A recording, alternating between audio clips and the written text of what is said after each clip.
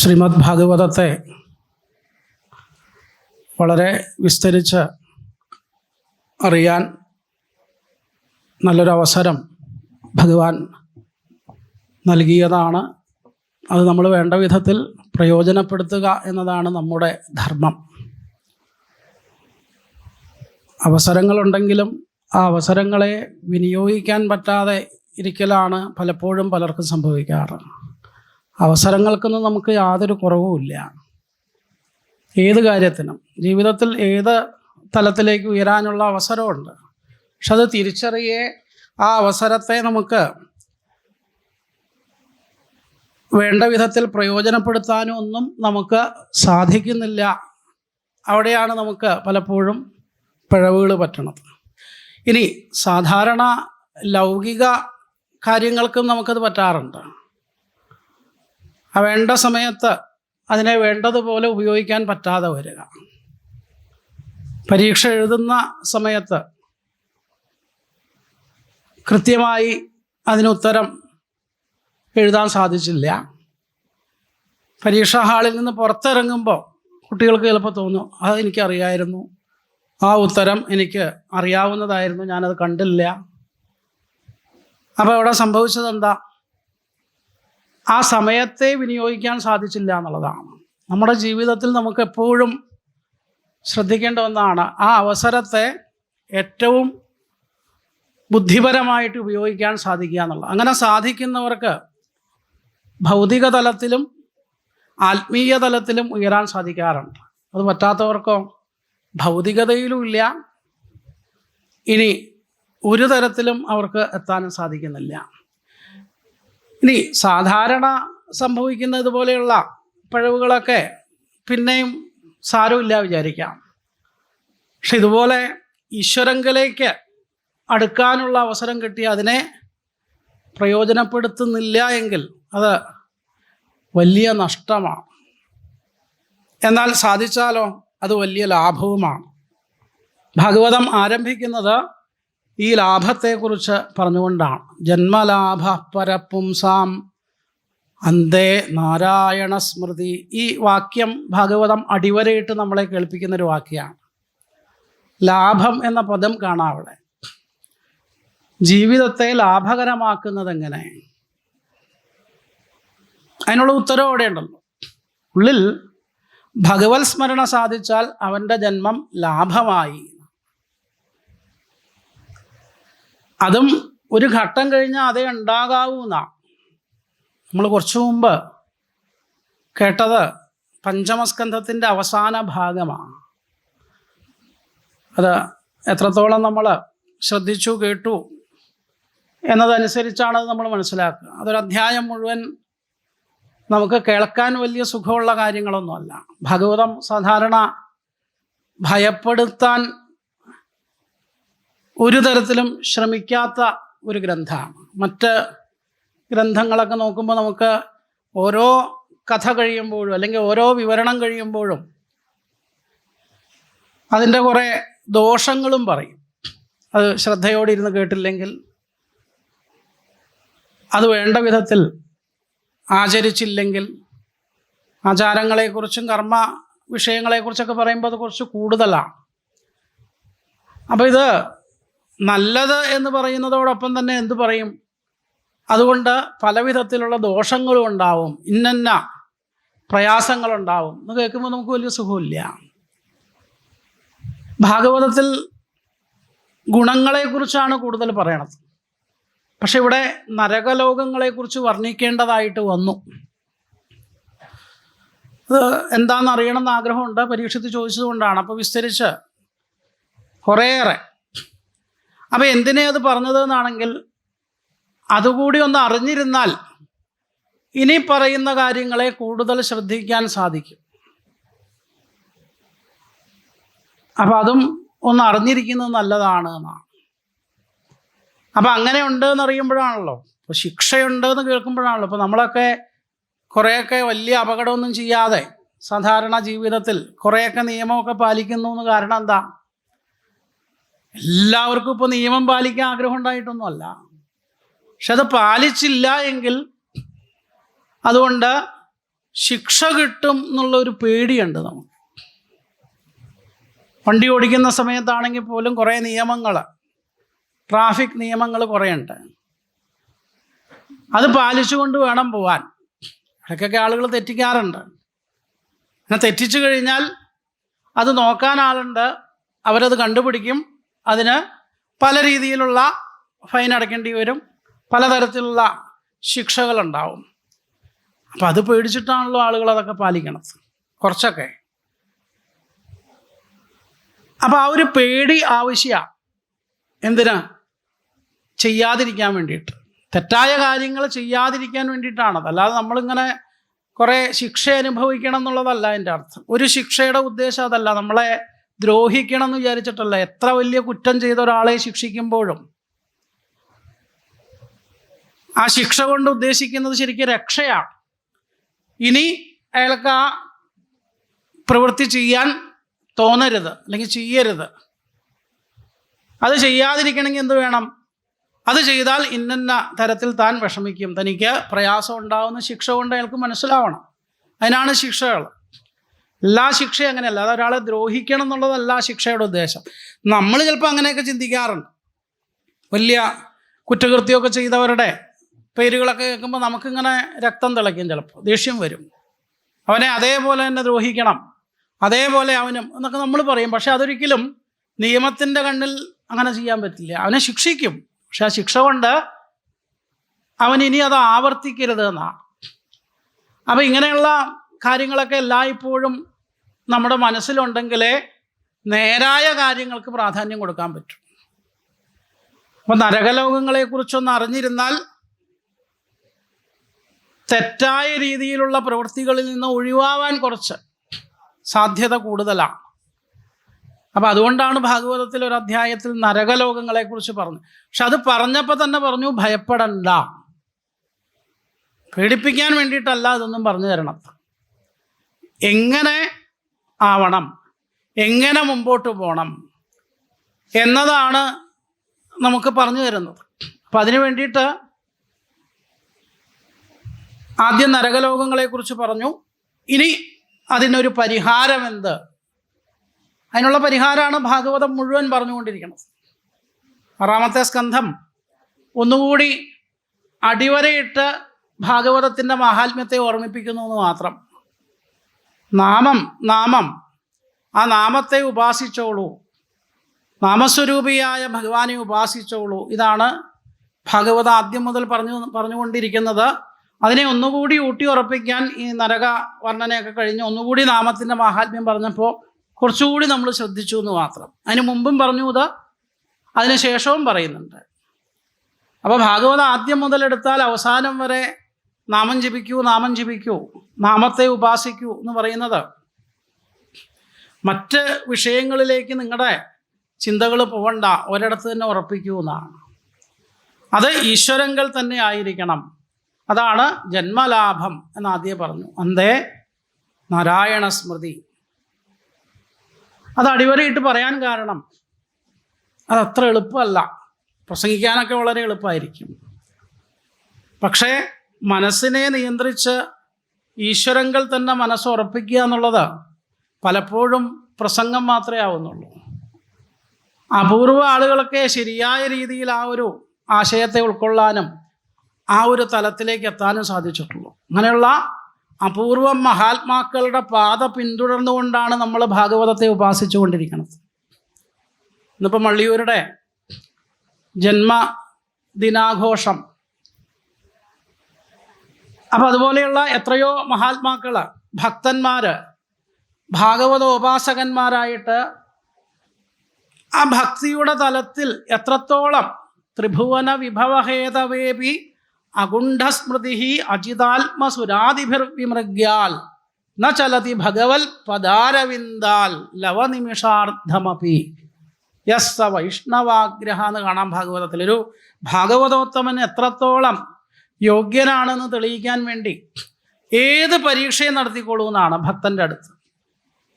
ശരിയായ ഭക്തൻ ആരെന്നറിയാൻ ആ ഭക്തൻ്റെ അടുത്ത് ഏത് തരത്തിലുള്ള പ്രലോഭനങ്ങളും ചെയ്യാം. ഭഗവത് ഭക്തി ഉള്ളിൽ ഉറച്ചു എങ്കിൽ അതൊന്നും അവനെ ബാധിക്കില്ല എന്നാണ്. ത്രിഭുവന വിഭവഹേതവേപി അകുണ്ഠസ്മൃതി. അങ്ങനെയുള്ള വിരലിലുണ്ടാവുന്ന, കാരണം ഭക്തന്മാരെന്നൊക്കെ നമ്മൾ പറയുന്ന കുറേ ആളുകളുണ്ടാവും, ഭക്തിയുള്ളവർ. അവർക്കെല്ലാവരും ആ ഒരു തലത്തിലെത്തിയവരൊന്നും ആയിക്കൊള്ളുന്നില്ല. പക്ഷെ അപൂർവം ചില ആളുകൾ ആ ഭക്തിയുടെ ഓരോരോ പടികളായി കയറി കയറി കയറി കയറി ആ പരമകാഷ്ഠയിലെത്തിയവരുണ്ട്. അവരെക്കുറിച്ച് ഭാഗവതം പറയുമ്പോഴാണ് ഇനി ലോകത്തിന് എന്തെല്ലാം അവരുടെ മുമ്പിൽ കൊണ്ടുവച്ചാലും ഇവിടെയുള്ളത് എന്നല്ല, സകല ലോകങ്ങളിലുള്ള സർവ്വ സുഖ സൗകര്യങ്ങളും മുമ്പിൽ കൊണ്ട് കാണിക്കാം. ഇത് മുഴുവൻ നിനക്കെടുക്കാം, ഇത് മുഴുവൻ നിനക്ക് അനുഭവിക്കാം. പകരം കുറച്ചു നേരമെങ്കിലും ഭഗവത് സ്മരണ അരുത്. ന ചലതി. അയാൾ പറയും, വേണ്ട, ഈ ലോകത്തൊന്നല്ല, ഒരു ലോകത്തുള്ള ഒന്നും എനിക്ക് വേണ്ട, അതിലും വലിയൊരു അനുഭവമാണ് ഞാനിതാ അനുഭവിച്ചു കൊണ്ടിരിക്കുന്നത്. ത്രിഭുവന വിഭവഹേതവേപി അകുണ്ഠസ്മൃതി. സകല ലോകങ്ങളിലുമുള്ള സർവ്വ സുഖ സൗകര്യങ്ങളും കൊണ്ടുവന്നു വെച്ചാലും ഭക്തനൊരിക്കലും ഇത് വേണ്ടാന്ന് വയ്ക്കാൻ പറ്റില്ല. ഭഗവത് സ്മരണയിൽ അത്രയേറെ മനസ്സുറച്ചു കഴിഞ്ഞ ഒരാൾക്കേ അത് പറയാൻ പറ്റും. അല്ലാത്തവരൊക്കെ വേറെ തിരക്കുകളൊന്നുമില്ലെങ്കിൽ ഭാഗവതം കേൾക്കാമെന്നല്ലേ ഉള്ളൂ. നമുക്ക് എല്ലാ സമയവും ഭാഗവതത്തെ ഉപാസിക്കാം, കേൾക്കാമെന്ന് വിചാരിക്കുന്നവരൊക്കെ നമ്മുടെ ഇടയിൽ വളരെ കുറച്ചാണ്. വേറെ വലിയ തിരക്കൊന്നുമില്ല, എന്നാൽ കുറച്ചു നേരം കേൾക്കാം. ഭാഗവതം എങ്ങനെ കേൾക്കണം എന്നാണെങ്കിൽ നമ്മൾ പലപ്പോഴും അതിനെ മനസ്സിലാക്കാൻ അവസരം കിട്ടിയാലും മറ്റു പല തിരക്കുകളുള്ളത് കൊണ്ട് വരാൻ പറ്റിയില്ല പറയും.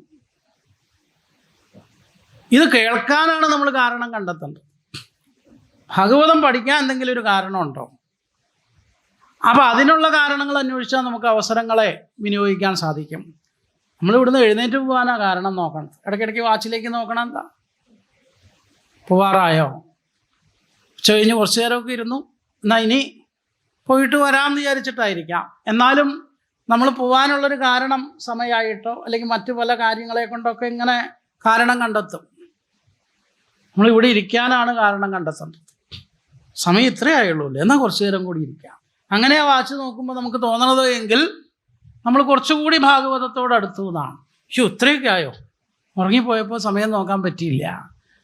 അങ്ങനെയാണെങ്കിലോ ഭാഗവതത്തോട് നമ്മൾ അകന്നുകൊണ്ടിരിക്കുകയാണ്. അപ്പോൾ ഭാഗവതത്തിലേക്ക് അടുക്കുന്നത് എത്രത്തോളം നമുക്ക് ആഗ്രഹമുണ്ട് എന്നുള്ളതനുസരിച്ചിട്ടാണ്.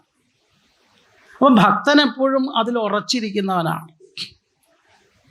അതുപോലെ ഉറപ്പ് ലോകത്ത് മറ്റൊന്നിലും ആ ഒരു സുഖം കിട്ടില്ല. അതുകൊണ്ടാണ് എനിക്ക് വേറൊന്നും വേണ്ട എന്ന് പറഞ്ഞത്. സാധാരണ ആളുകൾ ഇപ്പോൾ ജീവിതത്തിൽ അവനവൻ്റെ കാര്യം നോക്കി, കുടുംബം നോക്കി, അങ്ങനെ ഒരു ചെറിയ ജീവിതം നയിക്കുന്ന ആളുകളൊക്കെ ചെറിയ സംതൃപ്തിയൊക്കെ അനുഭവിക്കുന്നുണ്ടാവും.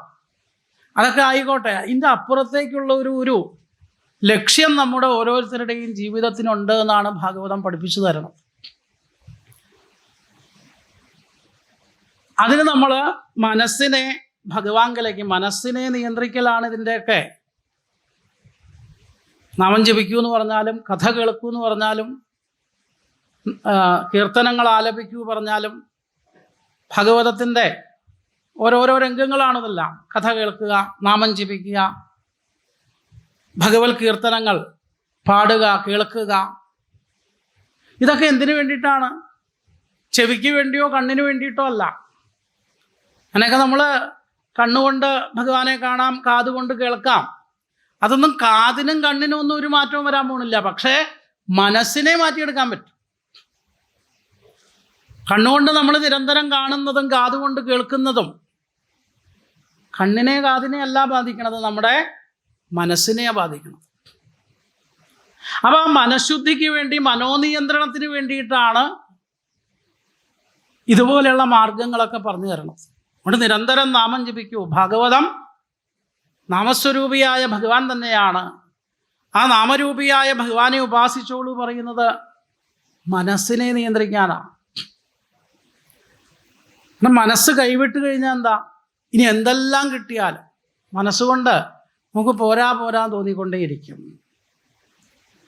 എന്നാൽ ഭക്തിയുടെ തലത്തിലെത്തിയ ഒരാൾക്ക് ആ ഒരു പോരാ പോരാ എന്നുള്ള ചിന്തയില്ലാതായി. അവന് മനോനിയന്ത്രണമായി കഴിഞ്ഞു. അതുകൊണ്ടാണ് അവർക്ക് എപ്പോഴും ഒരു സന്തോഷം അവരുടെ മുഖത്ത് കാണുന്നത്. പ്രത്യേകിച്ച് അവരോട് നല്ല വാർത്തകളൊന്നും പറയേണ്ട ആവശ്യമില്ല. അവരെപ്പോഴും നല്ല വാർത്തകൾ ചിന്തിച്ചും നല്ല കാര്യങ്ങൾ ചിന്തിച്ചിരിക്കുക. അപ്പോൾ അവരുടെ മുഖത്ത് എപ്പോഴും ഉണ്ടാവും ആ ഒരു പ്രസന്നത. നമ്മുടെയൊക്കെ മുഖത്ത് നോക്കിയാൽ അറിയാമല്ലോ. ഓരോരുത്തരുടെ മുഖത്തേക്ക് നോക്കുമ്പോഴും നമുക്ക് പേടിയാവുക ചെയ്യുക, ചിലപ്പോൾ സങ്കടം വരിക ചെയ്യുക. എന്തുകൊണ്ട് നമുക്ക് നമ്മളെ നോക്കുന്ന ഒരാൾക്ക് സന്തോഷം കൊടുക്കാൻ പറ്റുന്നില്ല? എങ്ങനെയായാൽ പറ്റും? നമ്മുടെ മുഖത്ത് ആ ഒരു പ്രസന്നതയുണ്ടെങ്കിൽ നമ്മളെ കാണുന്ന ഒരാൾക്കും എന്തുണ്ടാവും? സന്തോഷം ഉണ്ടാവും. നമുക്ക് മുഖത്ത് നോക്കി പറയാൻ പറ്റാറില്ല. എന്തോ പ്രയാസമുണ്ടല്ലോ.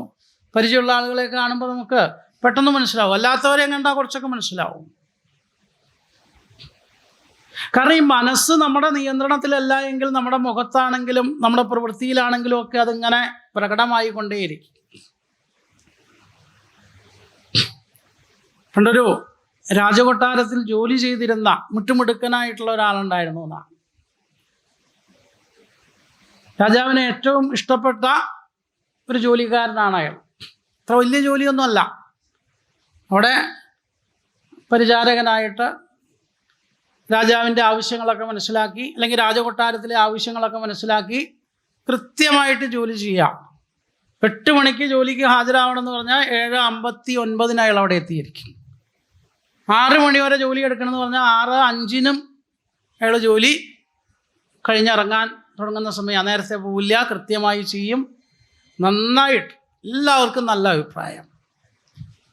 നല്ല ശമ്പളമുണ്ട്, സുഖമായിട്ട് ജീവിക്കണം. അപ്പോൾ ഇയാളുടെ ഈ ഒരു ആത്മാർത്ഥത കണ്ട് രാജാവ് ഒരിക്കൽ ചോദിച്ചു, ആട്ടെ ഞാൻ കുറച്ച് ശമ്പളം കൂട്ടിത്തരട്ടെ ചോദിച്ചു. അപ്പോൾ അയാൾ പറഞ്ഞു, വേണ്ട, ഇപ്പം തന്നെ എനിക്ക് ആവശ്യത്തിനുണ്ടല്ലോ, ഇനിയിപ്പോൾ എന്തിനാ ഇതിലും കൂടുതൽ. പക്ഷെ അങ്ങനെയുള്ള ഒരാളോട് പിന്നീട് കുറച്ചു കാലം കഴിഞ്ഞപ്പോൾ രാജാവ് ചോദിച്ചു, തനിക്ക് എന്തോ ഒരു കുഴപ്പമുണ്ടല്ലോ.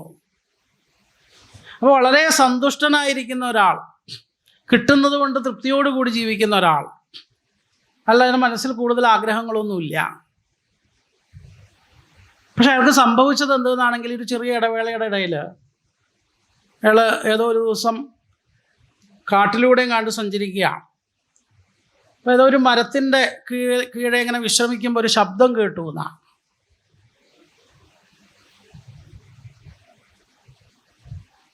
ഏഴ് വലിയ ഭരണി നിറയെ സ്വർണം തരാം എന്നിങ്ങനെ ആരോ പറയാ. വേണോ വേണോ ചോദിക്കുന്നുണ്ട്. അയാൾ ആദ്യം സ്വപ്നം കണ്ടതാണെന്നാണ് വിചാരിച്ചത്. എഴുന്നേറ്റ് നോക്കി ആരെയും കാണാനില്ല. കുറച്ച് കഴിഞ്ഞപ്പോൾ വീണ്ടും കേട്ടു ശബ്ദം, 7 ഭരണി നിറയെ സ്വർണം തരാം, വേണോ ചോദിച്ചു. നമ്മളൊക്കെ നടക്കുമ്പോൾ ഇങ്ങനെ 20 കോടി 25 കോടി ബസ്സിലൊക്കെ കയറുമ്പോൾ ഇങ്ങനെ ആളുകൾ വരാറില്ലേ? അപ്പോൾ എത്ര വേണ്ടാന്ന് വെച്ചാൽ അയാൾ പിന്നെയും പറയുമ്പോൾ എന്നാ ഒന്ന് എടുത്താലോ തോന്നും ആളുകൾക്ക്. ഇതേപോലെ വീണ്ടും കേട്ടപ്പോൾ അയാൾക്ക് തോന്നി, കൊള്ളാലോ, 7 ഭരണി നിറയെ സ്വർണം കിട്ടുമെങ്കിൽ ആരാ വേണ്ടാക്കിയ. അപ്പോൾ ഇത് ആരാ പറയണേ നോക്കുമ്പോൾ ഒരു യക്ഷനാണ് എന്നാ. അപ്പോൾ അയാൾ പറഞ്ഞു, എനിക്ക് വേണമെന്ന് പറഞ്ഞു. എന്നാൽ തിരിച്ച് വീട്ടിൽ ചെന്നോളൂ, അവിടെ 7 ഭരണി നിറയെ സ്വർണം ഉണ്ടാവും. വളരെ സുഖമായിട്ട് ജീവിച്ചിരുന്ന ഒരാളാണ്. അയാൾക്കിപ്പോൾ പെട്ടെന്ന് 7 ഭരണി നിറയെ സ്വർണം കിട്ടണോ, ദൈവാധീനം എന്ന് വിചാരിച്ച അയാൾ ഓടി. അയാൾ വീട്ടിലെത്തിയപ്പോൾ ശരി അതേ പറഞ്ഞതുപോലെ 7 വലിയ പട്ടുകൂറ്റൻ ഭരണികൾ ഇരിക്കുന്നുണ്ട്. സത്യം തന്നെയാണോ താൻ കേട്ടതെന്നറിയാൻ ഒരു ഭരണി തുറന്നു, എൻ്റെ ഉള്ളിൽ നോക്കി, നിറയെ കുമ്പാരായിട്ട് സ്വർണ്ണമുണ്ട്. അയാളുടെ മുഖം അങ്ങനെ വിരിയാൻ തുടങ്ങി. അടുത്ത ഭരണി തുറന്നു, അതിലുമുണ്ട് നിറയെ സ്വർണം. മൂന്നാമത്തെ തുറന്നു, ഇതേ നിറയെ സ്വർണം. 4, 5, 6 ആറാമത്തെ ഭരണിയും തുറന്നു, അതിലും നിറയെ ഉണ്ട്. അയാളുടെ മുഖത്ത് ഇപ്പോൾ എന്തൊരു സന്തോഷമാണ്. 7ാമത്തെ ഭരണി തുറന്നതും അയാളുടെ മുഖത്തിൻ്റെ സന്തോഷം മുഴുവൻ പോയി. അതിൽ പകുതിയേ ഉള്ളൂ. 6 ഭരണി നിറയെ സ്വർണം കണ്ടിങ്ങനെ രസിച്ചിരിക്കുന്ന അയാൾ 7ാമത്തെ ഭരണി തുറന്നപ്പോൾ അതിൽ പകുതിയേ ഉള്ളൂ. അയാൾക്ക് ആകെ വിഷമായി. ഷടാ, ഇതും കൂടി നിറയെ ഉണ്ടായിരുന്നെങ്കിൽ. അയാൾ കുലുക്കി നോക്കി, ഒരു രക്ഷയില്ല, അത് പകുതിയേ ഉള്ളൂ. അയാൾ പിന്നെ എന്ത് ചെയ്തു എന്നാണെങ്കിൽ വീട്ടിൽ അത്യാവശ്യം സ്വർണമൊക്കെ ഭാര്യയ്ക്കും മക്കൾക്കുമായിട്ട് അത്യാവശ്യമൊക്കെ കരുതി വെച്ചിട്ടുണ്ട്. എന്നാൽ അതൊക്കെ ഒന്ന് എടുത്ത് ഇട്ട് നോക്കാം, കുറച്ചും കൂടി ആവുമല്ലോ. ഒന്ന് അറിഞ്ഞു കണ്ടില്ലെങ്കിൽ ഒരു സുഖമില്ല. അയാൾ അതൊക്കെ കുറച്ചൊക്കെ എടുത്തുകൊണ്ട് വന്നു, അതിലിട്ടു. എവിടെ? അത് നിറഞ്ഞൊന്നുമില്ല. പിറ്റേ ദിവസം ജോലിക്ക് പോകുമ്പോൾ ഇയാൾക്ക് ഇത് തന്നെയാണ് ചിന്ത. അയാൾ കിട്ടിയ ശമ്പളം മുഴുവൻ സ്വർണം വാങ്ങി ഇതിൽ കൊണ്ടിടുക, മറയുന്നില്ല. രാജാവിനോട് ഇയാൾ അങ്ങോട്ട് ചോദിച്ചു, ശമ്പളം കൂട്ടിത്തരണം, എൻ്റെ ചെലവിന് ഇപ്പം പോരാ.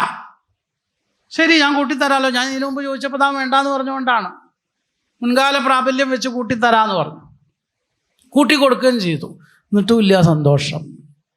ഇങ്ങനൊരു 5-8 മാസം ഇയാൾ ഉള്ളത് മുഴുവൻ പിന്നെ കുറേ കടം വാങ്ങി, പലരോടും കടം ചോദിക്കുകയുള്ളു. അതുകൊണ്ടൊക്കെ സ്വർണം വാങ്ങി ഇവിടെ കൊണ്ടിടും.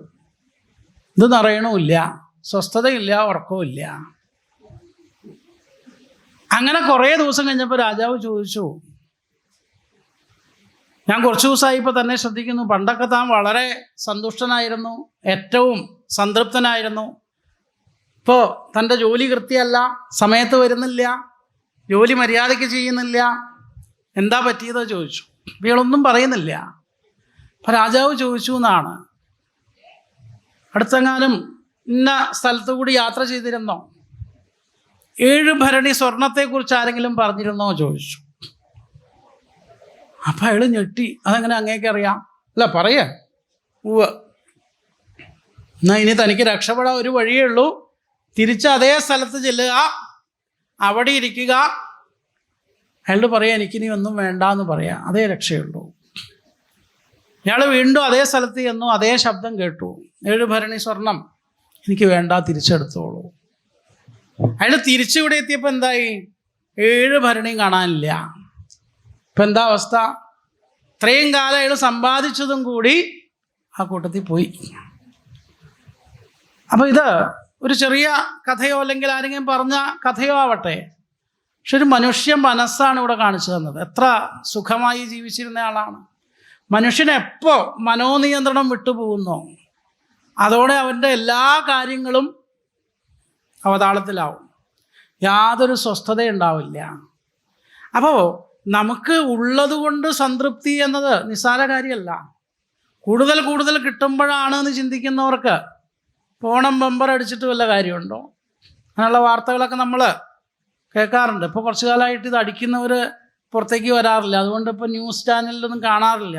മിടുക്കന്മാരിപ്പോൾ പറയില്ല, കാരണം അല്ലെങ്കിൽ തന്നെ സ്വസ്ഥതയില്ല. ഇത് നാട്ടുകാർ മുഴുവൻ അറിഞ്ഞാലത്തെ കാര്യമാണ് കേട്ടോ. അപ്പം ഇതുപോലെ കുറേ സമ്പത്ത് കിട്ടുക എന്നുള്ളത് മാത്രം ഒരു കാര്യമായി നമ്മൾ ചിന്തിച്ചാൽ അതുകൊണ്ട് സംതൃപ്തിയല്ല, മനസ്സിനെ നിയന്ത്രിക്കാൻ പറ്റാത്ത അവസ്ഥയാണ്. ഒരു ജോലിയും ഒരു പ്രവൃത്തിയും ചെയ്യാൻ പറ്റില്ല. എന്നാൽ ഭക്തൻ അങ്ങനെയല്ല. ഭക്തി എന്നതിൻ്റെ ഒരു ലക്ഷ്യം തന്നെ എന്തെന്നാണ്? വെറുതെ ഇങ്ങനെ നമ്മളിരുന്ന് നാമം ജപിക്കാന്നോ കുറേ വഴിപാട് ചെയ്യാന്നാണോ എന്നൊക്കെ ആളുകൾ ധരിച്ചു. അതൊക്കെ ഒരു നേരത്തെ പറഞ്ഞതുപോലെയാണ്, അതൊക്കെ അതിനുള്ളൊരു വഴി മാത്രമാണ്. ശരിയായ ഭക്തിഭാവം ഉള്ളിൽ നിറഞ്ഞാൽ സംതൃപ്തിയാണ് അവൻ്റെ ലക്ഷണം. സദാ സന്തുഷ്ട മനസഹ. ഭക്തനെ കുറിച്ച് പറയുമ്പോൾ അങ്ങനെയാണ്, സദാ സംതൃപ്തനാണ്, വളരെ സന്തോഷവാനാണ്. സുദാമാവിൻ്റെ കഥ ആരംഭിക്കുമ്പോൾ നമ്മൾ അദ്ദേഹം ദരിദ്രനാണ്, അവശനാണ്, വളരെ വളരെ കഷ്ടപ്പെട്ട് വളരെ പ്രയാസപ്പെട്ട് ജീവിക്കുന്നയാളാണെന്നൊക്കെ പറഞ്ഞിട്ടാണ് നമ്മൾ ആ കഥ കേൾക്കാതിരിക്കണം. പക്ഷെ ഭാഗവതം പറയുമ്പോൾ അദ്ദേഹത്തെ വിശേഷിപ്പിക്കുന്ന വിശേഷണങ്ങളിലൊന്നും അദ്ദേഹം ദരിദ്രനാണെന്നോ അദ്ദേഹം വളരെ വിഷമിച്ചിരിക്കുക എന്നൊന്നുമില്ല. അദ്ദേഹം വളരെ സംതൃപ്തനാണ് എന്നാണ്, എപ്പോഴും സന്തുഷ്ടനാണ്, സംതൃപ്തനാണ്. അതുകൊണ്ട് തന്നെ അദ്ദേഹം ദരിദ്രനാണെന്നും പറഞ്ഞില്ല അവിടെ. ഭാഗവതത്തിൽ തന്നെ മറ്റൊരു ദിക്കിൽ ഭഗവാൻ തന്നെ ദരിദ്രന് നല്ലൊരു വിശദീകരണം, ഒരു നിർവചനം കൊടുക്കുന്നുണ്ട്. ഉദ്ധവൻ കുറേ ചോദ്യങ്ങൾ ചോദിക്കുന്നില്ലേ ഭഗവാനോട്, അതിലൊരു ചോദ്യം ദരിദ്രഹ കഹ, ആരാണ് കൃഷ്ണ ദരിദ്രൻ എന്നൊരു ചോദ്യം വരുന്നുണ്ട്. അതിന് ഭഗവാൻ കൊടുത്ത മറുപടി എന്താ? യഹ അസന്തുഷ്ട സഹ ദരിദ്രഹ എന്നാണ്. ഇതുപോലെ അതിനെ നിർവചിക്കാൻ വേറെ ആർക്ക് സാധിക്കും? സംതൃപ്തിയില്ലാത്തവനാണോ ദരിദ്രൻ. സമ്പത്തിൻ്റെ കണക്ക് വെച്ചിട്ടാണ് നമ്മൾ സാധാരണ കണക്കാക്കാറ്. അങ്ങനെയല്ല, എത്ര കോടാനുകോടി സമ്പത്തുണ്ടെങ്കിലും സംതൃപ്തിയില്ല എങ്കിൽ സഹാ ദരിദ്ര.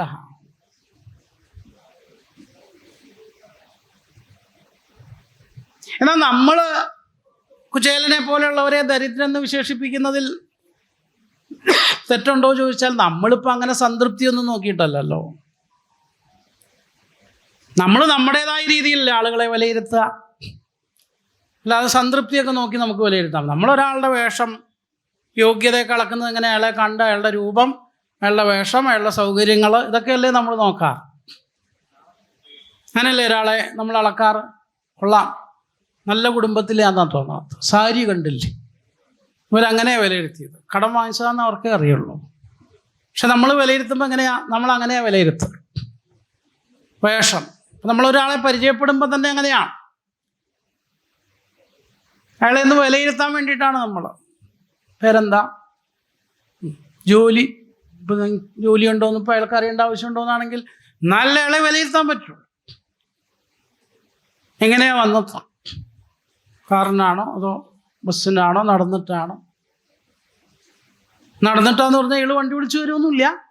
പിന്നെ വിലയിരുത്താൻ വേണ്ടിയിട്ടാണ് നമ്മളിങ്ങനെയുള്ള ഭൗതിക സാഹചര്യങ്ങളും സൗകര്യങ്ങളും ഒക്കെ നോക്കിയിട്ടാണ് ഒരാളെ വിലയിരുത്തുക. അതുകൊണ്ട് നമ്മുടെ ദൃഷ്ടിയിൽ നമ്മളിങ്ങനെ ദരിദ്രൻ എന്ന് വിളിച്ചാൽ തെറ്റൊന്നുമില്ല. കാരണം നമുക്കിപ്പോൾ അങ്ങനെയല്ലേ ഒരാളെ വിലയിരുത്താൻ പറ്റൂ.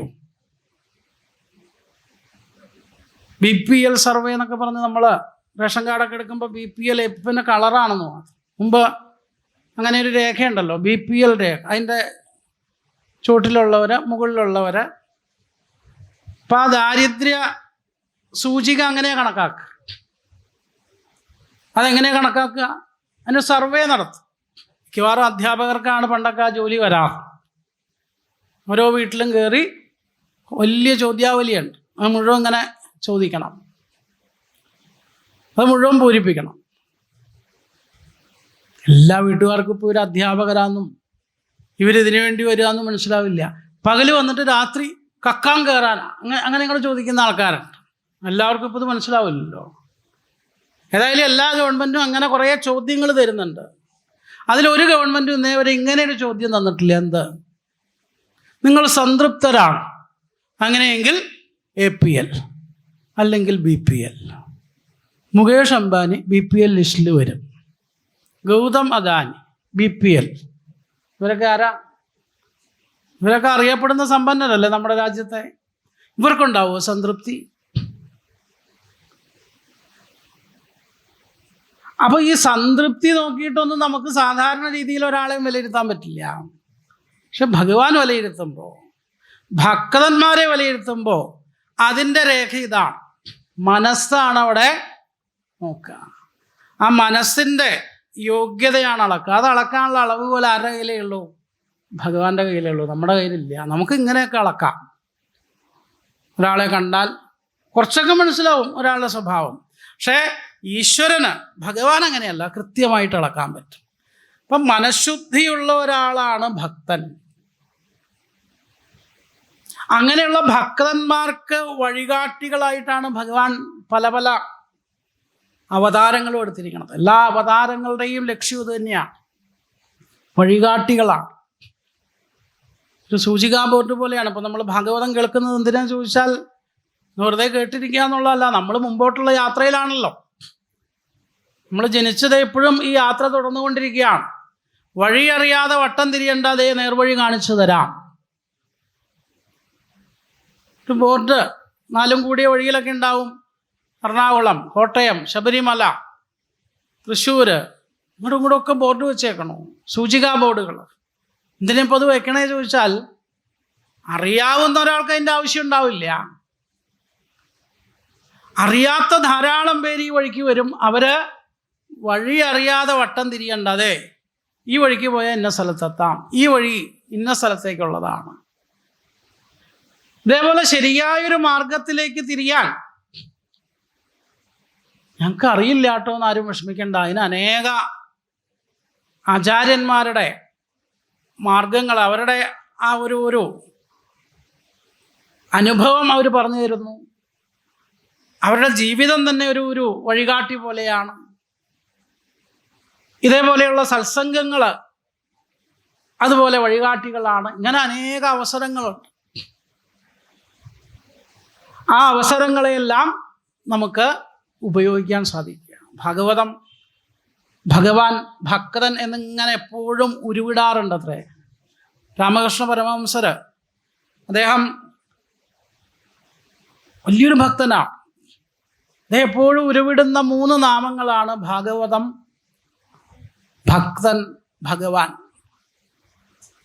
ഇത് 3 ഒരുപോലെയാണ് എന്ന് അദ്ദേഹം പറയും.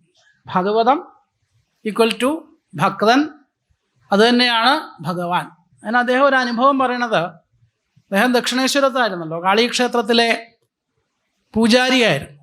നമുക്ക് അനേകം പൂജാരിമാരെ അറിയാം, പക്ഷെ ഇതുപോലെയുള്ള പൂജാരിമാരെ ഒന്നും നമുക്ക് അറിഞ്ഞുകൂടാ. അനേകം പൂജാരിമാർ ലോകത്തുണ്ടെങ്കിലും ഇതുപോലെ അനുഭവം കൊണ്ട് അങ്ങനെ ഭഗവാനെ ഇങ്ങനെ നേരിട്ട് അറിയാം. അമ്മയെ എന്നിങ്ങനെ വിളിക്കുമ്പോൾ ദേവി ഇത് അടുത്തിരിക്കുന്നുണ്ട് എന്ന് കേൾക്കുന്നവർക്ക് കൂടി തോന്നിപ്പോവും. അത്രയും ആ അനുഭവത്തിലാണ് ആര്? പരമഹംസർ. ഇടയ്ക്ക് പൂജ കഴിഞ്ഞിങ്ങനെ പുറത്തേക്ക് ഇറങ്ങുമ്പോൾ അവിടെ ഭാഗവത പാരായണം നടക്കുന്നുണ്ടായിരുന്നു. കുറച്ച് ആളുകൾ കേൾക്കാനുണ്ട്. ഒരു പണ്ഡിറ്റ് ഭാഗവതം ഇങ്ങനെ പാരായണം ചെയ്യുന്നുണ്ട്, കുറച്ച് പേര് കേൾക്കാൻ. അപ്പോൾ അദ്ദേഹം ഈ ഭാഗവത പാരായണം അത് ശ്രദ്ധിക്കുന്ന ഭക്തന്മാരെയൊക്കെ ഇങ്ങനെ നോക്കും. അപ്പോൾ സാധാരണക്കാർക്ക് നോക്കിയാൽ എന്താ, അവരവിടെ ഇരിക്കണത് കാണാത്രേ ഉള്ളൂ. പക്ഷെ ഇവിടെ നോക്കുന്നത് ആരാ? പരമഹംസരാണ്. അപ്പം അദ്ദേഹം ഇങ്ങനെ കാണുന്ന കാഴ്ച എന്താണോ, ഭാഗവതത്തിൽ നിന്ന് ഒരു ഒഴുക്ക്, ഒരു ചൈതന്യം അതിങ്ങനെ ഒഴുകുന്നത് പോലെ ഇങ്ങനെ തോന്നുക അദ്ദേഹത്തിന്. അവിടെ ഇരിക്കുന്ന ഭക്തരിലേക്കാണ് ആ ഒഴുക്ക്.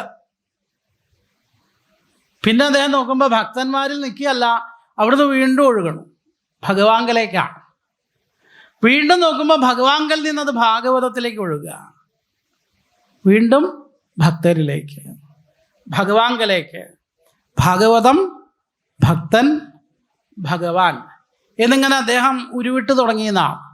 അപ്പം അദ്ദേഹം ആ ഒരു ഭക്തന് എത്ര സ്ഥാനമുണ്ടെന്ന്, ഭാഗവതത്തിന് എത്രത്തോളം ഉയർന്ന സ്ഥാനമുണ്ടെന്നൊക്കെ ചോദിച്ചാൽ അദ്ദേഹത്തിന് ഒരു ഉത്തരവേ ഉള്ളൂ: ഭാഗവതം തന്നെയാണ് ഭഗവാൻ, ഭഗവാൻ തന്നെയാണ് ഭക്തൻ, ഭക്തൻ തന്നെയാണ് ഭാഗവതം. ഇത് അങ്ങോട്ടും ഇങ്ങോട്ടും ഒക്കെ തിരിച്ചിടാം.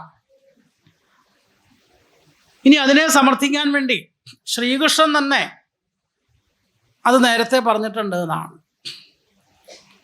ഉദ്ധവന് ഭഗവാൻ ഉപദേശമൊക്കെ കൊടുത്തു പറഞ്ഞല്ലോ. ഇതൊക്കെയാണെങ്കിലും ഉദ്ധവന്റെ സംശയങ്ങൾ തീരുന്നില്ല. ഉദ്ധവൻ ചോദിച്ചു, കൃഷ്ണ, അങ്ങ് ഈ അവതാര ദൗത്യമൊക്കെ പൂർത്തീകരിച്ചു പോയാൽ വീണ്ടും ലോകത്തിന്റെ അവസ്ഥ ഇതാ പഴയതുപോലെ ആവില്ലേ? ലോകം അങ്ങനെയല്ലേ, ഒരാളുണ്ടെങ്കിൽ, നിയന്ത്രിക്കാൻ ആളുണ്ടെങ്കിൽ കുഴപ്പമില്ല. അതില്ലെങ്കിൽ എന്താ, ക്ലാസ്സിൽ സാറുണ്ടെങ്കിൽ കുട്ടികൾ മിണ്ടാതിരിക്കും. പുറത്തേക്ക് ഇറങ്ങി എന്തായി, വീണ്ടും പഴയ പോലെ ബഹളായി. വീണ്ടും കയറി ചെന്നു, വീണ്ടും മിണ്ടാതിരുന്നു. ഇയാൾ പുറത്തേക്ക് ഇറങ്ങി, വീണ്ടും ശബ്ദം തുടങ്ങി. ഇങ്ങനെ തന്നെയല്ലേ ലോകത്ത് സംഭവിക്കണത്. ഇതുപോലെയുള്ള ഭഗവാന്റെയും മറ്റു അവതാര സമയത്ത് കുറച്ചൊക്കെ ആളുകൾക്ക് ധർമ്മബോധമൊക്കെ വന്നു എന്നിരിക്കും. കുറച്ചെങ്കിലും ആളുകൾക്ക്, മുഴുവൻ പേർക്കെന്ന് പറയാൻ വയ്യ, പക്ഷെ അത് പോയി കഴിഞ്ഞാൽ ഭഗവാൻ അവതാര വേഷം അഴിച്ചു, ഈ കലികാലം ആരംഭിക്കുകയാണ്, പിന്നെ എന്ത് ധർമ്മം? അപ്പൊ ഈ ഒരു ധാർമ്മിക ബോധം ആളുകളിൽ ഉറയ്ക്കണമെങ്കിൽ എന്താണ് മാർഗം? അങ്ങുള്ളപ്പോൾ അങ്ങേ കാണാം, അങ്ങയുടെ അടുത്ത് വന്ന് വഴികൾ തേടാം. അതില്ലാത്തപ്പോൾ എന്ത് ചെയ്യുമെന്നാണ് അന്ന് ഭഗവാൻ പറഞ്ഞ മറുപടി ഇതാണ്. കുറച്ചു നേരം ഭഗവാൻ ഇങ്ങനെ ചിന്തിച്ചു. മഹാത്മ്യത്തിൽ വരുന്നുണ്ട് ഈ ഒരു രംഗം. ഭഗവാൻ ഒരു നിമിഷം ഉദ്ധവൻ്റെ ആ ചോദ്യം ഇങ്ങനെ മനസ്സിൽ ഇങ്ങനെ ചിന്തിച്ചുകൊണ്ട് ഭഗവാൻ പറഞ്ഞ മറുപടി, അതിന് ഞാൻ പോകുന്നില്ലല്ലോ ഉദ്ധവ, ഞാൻ ഭാഗവതത്തിലേക്കിതാ വാങ്മയ സ്വരൂപത്തിൽ മാറുന്നതാണ്. ഭഗവാന്റെ വാങ്മയീ രൂപം എന്നാണ് ഭാഗവതത്തെ വിളിക്കുക. നാമപുരാണം എന്നതിൻ്റെ മറ്റൊരു പേരാണെന്ത്? വാങ്മയ സ്വരൂപം. നാമം വാക്കാണല്ലോ. ശബ്ദസ്വരൂപം. വാക്കുകൾ കൊണ്ടുള്ള ഭഗവാന്റെ രൂപം. അങ്ങനെ ഭാഗവതമായി ഞാൻ മാറുന്നു. ഭാഗവതത്തിലേക്ക് ഞാൻ എൻ്റെ ചൈതന്യത്തെ നിറയ്ക്കും. അപ്പം എൻ്റെ അസാന്നിധ്യത്തിലും എൻ്റെ സാന്നിധ്യം ഭാഗവതത്തിലൂടെ ഭക്തന്മാർക്ക് ലഭിക്കും എന്ന് ഭഗവാൻ കൊടുത്ത വാക്ക് വെറുതെ അല്ല എന്നുള്ളത് ഭക്തന്മാർക്ക്, പ്രത്യേകിച്ച് ഭാഗവതത്തെ ഉപാസിക്കുന്നവർക്ക് അത് അനുഭവമായിട്ടുണ്ട്. കാരണം ഭഗവാൻ തന്നെയാണ് ഭാഗവതം. അപ്പോൾ ഇനി ഭാഗവതത്തെ ഒരു രൂപമായിട്ട് കൽപ്പിക്കണമെങ്കിൽ പാദൗതു പ്രഥമസ്കന്ധഃ ദ്വിതീയേ ജാനുനി സ്മൃതഃ തൃതീയസ്കഥിനീ ചൈവ ചതുർത്ഥഃ കടിരുച്യതേ നാഭിന്ദു പഞ്ചമം വിദ്യാൽ എന്നിങ്ങനെ ഓരോ സ്കന്ധങ്ങളെയും ഓരോ അംഗങ്ങളായിട്ട് കൽപ്പിക്കുന്നുണ്ട്. ഭഗവാന്റെ രൂപമായിട്ട് ഭാഗവതത്തെ കൽപ്പിക്കുമ്പോൾ നമ്മളിവിടെ നോക്കുമ്പോൾ ഒരു പുസ്തകമായിട്ട് നമുക്ക് കാണാം. ഇതിനിപ്പോൾ കയ്യും കാലും ഒക്കെ ഉണ്ടോ ചോദിച്ചാൽ ആരെങ്കിലും ഉണ്ടോ പറയും? പുസ്തകത്തിന് കുറേ പേജുകളുണ്ടെന്ന് നമുക്ക് തോന്നും. അത് നമ്മളൊരു പുസ്തകമായി കാണുന്നത് കൊണ്ടാണ്. എന്നാൽ ഭാഗവതത്തിൻ്റെ പാദങ്ങളും കൈകളും ശരീരഭാഗങ്ങളെല്ലാം നമുക്ക് കാണാം. അതിന് പുസ്തകത്തിലേക്കല്ല നോക്കേണ്ടത്, ഭാഗവതത്തിലേക്ക് ഇറങ്ങി. പാദൗതു, പാദങ്ങളാണ് ഭാഗവതത്തിലെ പ്രഥമസ്കന്ധം, ഒന്നാമത്തെ സ്കന്ധം. അതേപോലെ രണ്ടാമത്തെ സ്കന്ധം കാൽമുട്ടുകളാണ്. തുടകളായിട്ട് മൂന്നാമത്തെ സ്കന്ധത്തെ സങ്കല്പിക്കും. അരക്കെട്ടായിട്ട് നാലാമത്തെ സ്കന്ധം, നാഭീദേശമായിട്ട് പഞ്ചമസ്കന്ധം, ഉരസ് ആറാമത്തെ സ്കന്ധം, സപ്തമം, അഷ്ടമം, നവമം, ഇങ്ങനെ ഓരോ സ്കന്ധങ്ങളും പറഞ്ഞു വരുമ്പോൾ കണ്ഠം, രണ്ട് തോളുകൾ നവമസ്കന്ധം, ദശമോ മുഖം ഈ രീതം. ബാക്കിയെല്ലാം അവിടെ ഇരുന്നാലും പ്രധാനപ്പെട്ടത് ദശമസ്കന്ധമാണ്, മുഖം. ഭഗവാന്റെ മുഖം ഏതുപോലെ മനോഹരാണോ അതുപോലെ സുന്ദരമാണ്. ഏകാദശാവുമ്പോഴേക്കും നെറ്റിയാണ് എന്ന് സങ്കല്പം.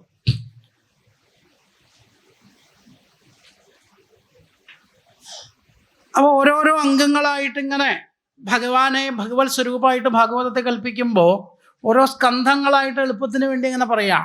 ഭഗവാന്റെ പാദാദികേശ ധ്യാനം പോലെയാണ് ഭാഗവത ശ്രവണം. എന്തിനാ ധ്യാനം? ധ്യാനം എന്നത് യോഗശാസ്ത്രത്തിൽ വരുന്ന ഒന്നാണ്. പതഞ്ജലി മഹർഷി ലോകത്തെ പല പല മുനീശ്വരന്മാർ പല പല മാർഗങ്ങൾ തന്നിട്ടുണ്ട്. അതിൽ പ്രധാനപ്പെട്ട ഒന്നാണ് യോഗശാസ്ത്രം. ഇപ്പോൾ യോഗയുടെ പ്രാധാന്യമൊക്കെ ലോകമെമ്പാടും യോഗ ദിനമൊക്കെ ആചരിക്കാറുണ്ട്. പക്ഷെ അതൊന്നും ഈ യോഗശാസ്ത്രത്തിൻ്റെ പരമമായ ലക്ഷ്യത്തെ മുഴുവൻ മനസ്സിലാക്കിയിട്ടല്ല. അതുകൊണ്ട് വേറെ ചില ഭൗതിക പ്രയോജനങ്ങളും ഉണ്ടെന്ന് ആളുകൾ മനസ്സിലാക്കി. യോഗാസനങ്ങളൊക്കെ ചെയ്യുക, യോഗ അഭ്യസിക്കുക. അപ്പോൾ എന്തിനാ യോഗ ചെയ്യണേ ചോദിച്ചപ്പോൾ എല്ലാവരും എന്താ പറയുക? നടുവേദന ഉണ്ടായിരുന്നു, നടുവേദന മാറുന്ന ആരോ പറഞ്ഞു, എന്നാൽ യോഗ ചെയ്തേക്കാം.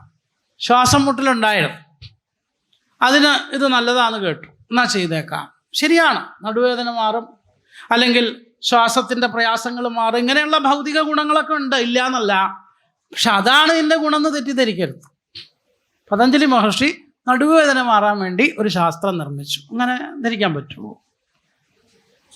അദ്ദേഹം അങ്ങനെ ഒരു ശാസ്ത്രം നമുക്ക് പറഞ്ഞു തന്നത് ആദ്യം പറഞ്ഞതാണ്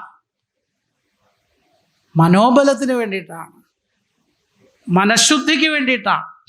അപ്പം ശരീരശുദ്ധി, കർമ്മശുദ്ധി, വാക്ശുദ്ധി, ഇതെല്ലാം ശുദ്ധീകരിക്കണം. അങ്ങനെ വേണം ഇങ്ങനെ മനഃശുദ്ധിയിലേക്ക് എത്താൻ. അതും ഭക്തൻ്റെ തലമാണ്. അപ്പം ധ്യാനം കൊണ്ട് ഓരോരോ യോഗ അംഗങ്ങളെ ഇങ്ങനെ കൽപ്പിച്ചു വരുമ്പോൾ അതിലൊന്നാണ് ധ്യാനം, പിന്നെ സമാധി.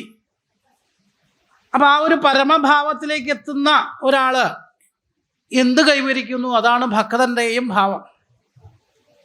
അപ്പം ഭാഗവതത്തെ ശരിയായ രീതിയിൽ ഉപാസിക്കുക എന്നുള്ളതൊരു ധ്യാനം പോലെ വലിയൊരു അനുഭവമാണ് നൽകുക. പദാദികേശ ധ്യാനം. സഞ്ചിന്തയേൽ ഭഗവതശ്ചരണാരവിന്ദം വജ്രാങ്കുശധ്വജ സരോരുഹലാഞ്ചനാഢ്യം എന്ന് ഭാഗവതത്തിൽ പാദാദികേശ ധ്യാനത്തെക്കുറിച്ച് പറയുന്നുണ്ട്. ഇതേപോലെയാണ് ഓരോരോ അധ്യായങ്ങളാണെങ്കിലും ശ്ലോകങ്ങളാണെങ്കിലും കഥകളാണെങ്കിലും അവയെല്ലാം നമ്മൾ മനസ്സുകൊണ്ട് ആസ്വദിച്ചു തുടങ്ങിയാൽ നമ്മൾ ധ്യാനിക്കുന്ന ഒരു യോഗിയുടെ ഭാവത്തിലേക്ക് എത്തും.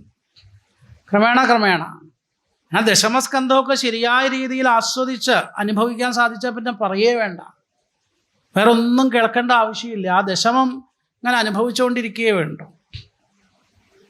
അങ്ങനെയുള്ള പരമഭാവത്തിലേക്ക് എത്താൻ ഭക്തന് സാധിക്കുന്നു എന്നാണ്. ഭാഗവതത്തെ ഉപാസിച്ചാൽ നിസ്സാര ലക്ഷ്യങ്ങളെല്ലാം കൈവരിക്കാൻ സാധിക്കുകയാണ്. ഭഗവാന്റെ അവതാരങ്ങളും അവതാര പുരുഷന്മാരുടെ കഥകളാണല്ലോ ഭാഗവതം നിറയെ. ഭാഗവതം എന്ന് വെച്ചാൽ തന്നെ അവതാര കഥകളാണ്. ഈ കഥകളൊക്കെ കേൾക്കുന്നത് ഭഗവാനെ മുഴുവൻ ഇരുന്ന് പഠിച്ച് ഗവേഷണം ചെയ്ത് PhD ബിരുദം എടുക്കാനാണെന്ന് ധരിക്കണ്ട. അങ്ങനെയൊന്നും ഭഗവാനെ ഗവേഷണം ചെയ്തൊന്നും നമുക്കൊരു ബിരുദവും സമ്പാദിച്ചിട്ട് പ്രത്യേകിച്ച് ഒരു നേട്ടം ഉണ്ടായി എന്ന് പറയാനില്ല. അവിടെ കിട്ടേണ്ട ബിരുദമാണ് ആദ്യം മുതലേ പറഞ്ഞത്, ഭക്തിയാകുന്ന ആ ബിരുദ നേടിയെടുക്കേണ്ടത്. അതുകൊണ്ട് മനോനിയന്ത്രണമാകുന്ന ആ ഒരു പരമ ലക്ഷ്യത്തിലേക്ക് എത്തേണ്ടത്. ഇപ്പോൾ ശ്രീരാമൻ്റെ കഥയാണെങ്കിലും ശ്രീകൃഷ്ണൻ്റെ കഥയൊക്കെ ആണെങ്കിലും അതിനെ ഇങ്ങനെ കുറേ വിലയിരുത്തുന്ന ആളുകളുണ്ട്. കൃഷ്ണകഥകളെക്കുറിച്ച് രാമകഥകളെക്കുറിച്ച് ഇപ്പോൾ കൂടുതൽ ആളുകൾ പഠിച്ചു തുടങ്ങി. കാരണം എന്താ, പഠിച്ചാലല്ലേ കുറ്റം പറയാൻ പറ്റും. അതുകൊണ്ട് കുറച്ച് ആളുകളൊക്കെ ഇപ്പോൾ രാമായണമൊക്കെ വായിച്ചു തുടങ്ങിയിട്ടുണ്ട്. ഇതിന്നും ഇന്നലെയും തുടങ്ങിയതല്ല, അത്രേ പണ്ട് മുതലേ ഉണ്ട്. നിഷേധിക്കാൻ വേണ്ടിയിട്ട് അത്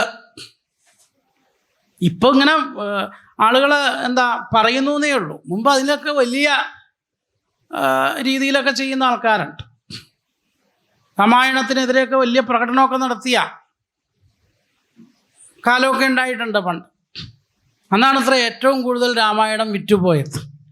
പ്രസിദ്ധീകരിച്ചവർ ഏറ്റവും കൂടുതൽ രാമായണം വിറ്റത് അന്നാണ്. കാരണം ഇത് പ്രതിഷേധിക്കാൻ വേണ്ടി ഇത് കുറേ പേര് മേടിച്ചു, വായിക്കാൻ വേണ്ടിയിട്ടല്ല, അങ്ങനെ കച്ചവടം നടന്നതെന്നാണ്. അപ്പോൾ രാമകഥയാണെങ്കിലും കൃഷ്ണകഥയാണെങ്കിലും ഇങ്ങനെയുള്ള അവതാര പുരുഷന്മാരെ കുറിച്ചൊന്നും നമുക്ക് കൃത്യമായിട്ട് മനസ്സിലാവുന്നില്ല. അപ്പം ഇത് മുഴുവൻ അങ്ങോട്ട് വായിച്ചു, ഞാൻ രാമനെ മുഴുവൻ മനസ്സിലാക്കി, അല്ലെങ്കിൽ ഞാൻ കൃഷ്ണനെ മുഴുവൻ മനസ്സിലാക്കി, അങ്ങനെയൊന്നും പറയാൻ ആർക്കും സാധിക്കില്ല. അനന്തസ്യ ഗുണാൻ അനന്താൻ എന്ന് ഭാഗവതം പറയാം.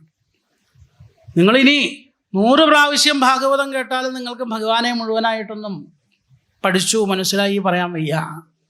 1000 പ്രാവശ്യം കേട്ടാലും അത് പറയാൻ വയ്യ. അനന്തസ്യ ഗുണാൻ അനന്താൻ. അത് സാധാരണ ഒരാൾക്കും എന്ന് വിചാരിച്ച് നമ്മൾ മോശക്കാരാന്നല്ല അതിനർത്ഥം. നമുക്ക് പറ്റുന്ന ലോകത്ത് അനേക കാര്യങ്ങളുണ്ട്. ഇതൊക്കെ കാര്യങ്ങൾ മനുഷ്യൻ നേടിയിട്ടുണ്ട്. മനുഷ്യൻ്റെ നേട്ടങ്ങളെക്കുറിച്ച് നമ്മൾ ചിന്തിക്കാൻ തുടങ്ങിയാൽ അത്ഭുതപ്പെട്ടു പോവില്ല. അത്രയും വലിയ ഉയരങ്ങളെ കീഴടക്കാൻ പറ്റിയ ആളുകളല്ലേ മനുഷ്യർ. അതെ, അതൊക്കെ നിങ്ങൾക്ക് സാധിക്കും. പക്ഷേ ഭഗവാനെ പൂർണ്ണമായി മനസ്സിലാക്കാൻ രജാംസി ഭൂമേർഗണയേ എന്ന് പറയുന്നുണ്ട്. ഇനി ഇതൊന്നുമല്ല, ഇതിൻ്റെ അപ്പുറം നിങ്ങൾക്ക് പറ്റും. ഒരിക്കലും സാധിക്കില്ല എന്ന് വിചാരിക്കുന്നത് നിങ്ങൾക്ക് സാധിക്കും. എന്താ? ഏതും ഒരിക്കലും പറ്റില്ല. ഭൂമിയിൽ മണൽത്തരികൾ എത്രയുണ്ട്? ആർക്കെങ്കിലും കൃത്യം എണ്ണം പറയാൻ പറ്റുമോ എന്ന് ചോദിച്ചാൽ നമ്മൾ പറയും, ആരെങ്കിലും? ഭൂമിയിൽ എത്ര മണൽത്തരിയുണ്ട് നമുക്കറിഞ്ഞുകൂടാ, നമുക്ക് ഉത്തരവില്ല. പക്ഷെ ഉത്തരവില്ല എന്ന് വെക്കേണ്ട, അതും കണ്ടുപിടിക്കാൻ പറ്റും. ഏതെങ്കിലും ഒരു മെഷർ ഉപയോഗിച്ച് ഭൂമിയിൽ എത്ര മണൽത്തരി ഉണ്ട് എന്ന് ഒരാൾ നാളെ കണ്ടുപിടിച്ചാൽ അത്ഭുതം വേണ്ട, അതും മനുഷ്യന് സാധിക്കും. പക്ഷേ ഈശ്വരനെ മനസ്സിലാക്കാൻ സാധിക്കും മുഴുവനായിട്ട്, അത് അസാധ്യമാണ്. പിന്നെ ഇതുപോലെയുള്ള സത്സംഗങ്ങളും സൽക്കഥകളും ഒക്കെ കുറേ കേട്ട് കേട്ട് കേട്ട് കേട്ട് കേട്ട് കേട്ട് മനസ്സതിലിങ്ങനെ ഉറച്ച് വരുമ്പോൾ നമുക്ക് കുറച്ച് മനസ്സിലാവും. എന്താ, ഒന്നുമില്ലെങ്കിൽ നമ്മളെ പോലെ അല്ല എന്നെങ്കിലും മനസ്സിലാവും. അപ്പോൾ നമ്മൾ വല്ലാതെ വിമർശനത്തിനൊന്നും പോവില്ല. രാമനെയോ കൃഷ്ണനെയോ ഒന്നും വല്ലാതെ വിമർശിക്കാൻ തോന്നില്ല. കാരണം നമുക്ക് മനസ്സിലാവുന്ന ഒരു തലത്തിലൊന്നും അല്ല അവരുടെ പ്രവൃത്തികൾ എന്നാണ്. അവതാര പുരുഷന്മാരെ ഒരിക്കലും അങ്ങനെ മനസ്സിലാവില്ല. കൃഷ്ണനെ ആണെങ്കിലും രാമനെ ആണെങ്കിലും ഇനി ഇതുപോലെയുള്ള അവതാര കഥകൾ വേറെ ഉണ്ടല്ലോ. ഗർഗഭാഗവതം എന്നൊരു വിശേഷപ്പെട്ട ഗ്രന്ഥമുണ്ട്. അനേക ഗ്രന്ഥങ്ങളുണ്ടല്ലോ നമുക്ക്, പുരാണങ്ങളായിട്ടും മറ്റു പല സംഹിതകളായിട്ടും. ഈ ഗർഗസംഹിതയിൽ ശ്രീകൃഷ്ണൻ്റെ ആ മഹിമയെ സൂചിപ്പിക്കുന്ന കൃഷ്ണകഥകളാണ്, നല്ല രസകരങ്ങളായിട്ടുള്ള കഥകൾ. അവ കൃഷ്ണൻ്റെ മാഹാത്മ്യം പറഞ്ഞു തരുന്ന ഒരു ചെറിയ ഒരു രംഗം ഈ പറഞ്ഞതുമായിട്ട് ബന്ധപ്പെടും. ഒരിക്കലും സാധാരണ ഒരാൾക്ക് കൃഷ്ണനെ മനസ്സിലാക്കാൻ എളുപ്പമല്ല, അല്ലെങ്കിൽ അവതാര പുരുഷന്മാരെ മനസ്സിലാക്കാൻ എളുപ്പമല്ല. ഗോപികമാരോടൊപ്പം ഭഗവാൻ വൃന്ദാവനത്തിൽ രാസലീലയാടാറുണ്ട്. നമുക്കൊക്കെ അറിയാം, ദശമസ്കന്ധത്തിൽ ആ കഥയൊക്കെ വളരെ വിസ്തരിച്ച് രാസപഞ്ചാധ്യായിയൊക്കെ നമുക്കിവിടെ കേൾക്കാനും പറ്റും. ഈ ഗോപികമാർക്ക് എല്ലായ്പ്പോഴും സാധിച്ചിരുന്നു അത്ര. എല്ലാ ദിവസവും അവരിങ്ങനെ കൃഷ്ണനെ കാത്തിരിക്കും, ഭഗവാനോടൊപ്പം വൃന്ദാവനത്തിൽ ഇങ്ങനെ രാസനൃത്തം ചെയ്തുകൊണ്ടേയിരിക്കും. അങ്ങനെ ഒരു ദിവസം അവർ ഇതാ കൃഷ്ണനെ കാത്തിരിക്കുകയാണ്. കുറേ സമയം കാത്തു, ഭഗവാൻ വന്നില്ല. പിന്നെയും കുറേ സമയം കാത്തു, ഭഗവാൻ എത്തിയില്ല. പിന്നെയും കുറേ കഴിഞ്ഞപ്പോൾ കൃഷ്ണൻ വന്നു. അപ്പോൾ ഇവർ ചോദിച്ചു, ഞങ്ങൾ എത്ര സമയമായി കൃഷ്ണ ഇവിടെ, എന്താ കൃഷ്ണ അത്ര വൈകിയത് ചോദിച്ചു. അപ്പോൾ കൃഷ്ണൻ പറഞ്ഞു, കുറച്ച് തിരക്കായിപ്പോയി. വേറൊന്നുമല്ല, നിങ്ങൾ കാത്തിരിക്കുന്നുണ്ടെന്നറിയാം, പക്ഷേ എൻ്റെ ഇടയിൽ കുറച്ചൊരു തിരക്ക്. എന്ത് തിരക്ക്, വെറുതെ നുണ പറയുക എന്നൊക്കെ അവർക്ക് തോന്നി. കാരണം അവരുടെ പരിഭവം അങ്ങനെയാണ്. കൃഷ്ണൻ പറഞ്ഞു, പരിഭവിക്കേണ്ട, സത്യമാണ്, വേറൊന്നുമല്ല, ഇനി കാര്യം പറയാം. എൻ്റെ ഗുരുനാഥൻ അദ്ദേഹത്തെ ഒന്ന് കാണാൻ പോയി, അതാട്ടോ കുറച്ച് വൈകിയത് പറഞ്ഞു. ഇവർക്ക് കൃഷ്ണനെ വിശ്വാസമില്ല. കൃഷ്ണൻ എന്ത് നുണയും പറയുള്ളൂ. ഗുരുനാഥനോ? ഇപ്പോൾ ഒരു ഗുരുനാഥൻ ആരാത്? കൃഷ്ണന് ഞങ്ങളറിയാത്ത ഒരു ഗുരുനാഥനുണ്ട്, ആരാത്? കൃഷ്ണൻ പറഞ്ഞു, ഉണ്ട്, ദുർവാസാവ് മുനിയാണ്. അദ്ദേഹം യമുനാ നദിക്ക് അക്കരെ വന്നു. അപ്പോൾ അദ്ദേഹത്തെ ഒന്ന് പോയി കണ്ടു, നമസ്കരിച്ചു, അതാ കുറച്ച് വൈകിയത്. ഇതൊക്കെ കേട്ടപ്പോൾ അവർ പറഞ്ഞു, അങ്ങനെ കൃഷ്ണനൊരു ഗുരു ഉണ്ടെങ്കിൽ കൃഷ്ണൻ്റെ ഗുരു ഞങ്ങളുടെയും ഗുരുവല്ലേ? അങ്ങനെയെങ്കിൽ ഞങ്ങളും അദ്ദേഹത്തെ കാണേണ്ടതല്ലേ? കൃഷ്ണൻ പറഞ്ഞു, കണ്ടോളൂ, അദ്ദേഹം യമുനാ നദിക്ക് അക്കരയുണ്ട്. ഉടനെ ഈ ഗോപികമാർ ഉത്സാഹത്തോടെ, എന്നാൽ ഞങ്ങളിതാ പോയി അദ്ദേഹത്തെ കാണണം. അവരോടി. അവർ നല്ല മിടുക്കരാണ്. അവരെന്ത് ചെയ്തു, വേഗം വീട്ടിൽ ചെന്നു. കുറേ പലഹാരങ്ങൾ, വേറെ കുറേ പേര് കുറേ പഴങ്ങളൊക്കെ അവിടെ നിന്ന് ഇവിടുന്നൊക്കെ തയ്യാറാക്കി, അതൊക്കെ വലിയ വലിയ കൊട്ടകളിലാക്കി, എന്നിട്ട് തലച്ചുമടാക്കി ഓടുക അവർ. യമുനാ നദിക്ക് അക്കരെയാണ് ആര്? ദുർവാസാവ്. യമുനാ നദി കടന്ന് അവിടെ എത്തി, അദ്ദേഹത്തെ നമസ്കരിച്ചു. ഈ കൊട്ടയിൽ കൊണ്ടുവന്ന പലഹാരവും പഴങ്ങളും ഒക്കെ ഇതാ മുമ്പിൽ സമർപ്പിച്ചു. മഹർഷേ, അങ്ങ് അനുഗ്രഹിക്കണം, സ്വീകരിക്കണം. അപ്പോൾ ദുർവാസാവ് മുനി വളരെ സന്തുഷ്ടനാണ്. അദ്ദേഹം പുഞ്ചിരിയോടെ ഇവരെ നോക്കി എന്നിട്ട് ചോദിച്ചു, എല്ലാവരും ഉണ്ടല്ലോ, ആട്ടെ, എന്താ നിങ്ങൾ വലിയ കൊട്ടയൊക്കെ ആയിട്ടാണല്ലോ വന്നേക്കണത്, എന്താ കൊട്ടയിലേ ചോദിച്ചു. അപ്പോൾ ഗോപികൾ പറഞ്ഞു, അത് അങ്ങേക്ക് വേണ്ടി ഞങ്ങൾ കൊണ്ടുവന്നത്. അതേ നോക്കൂ, പഴങ്ങൾ, പലഹാരങ്ങൾ.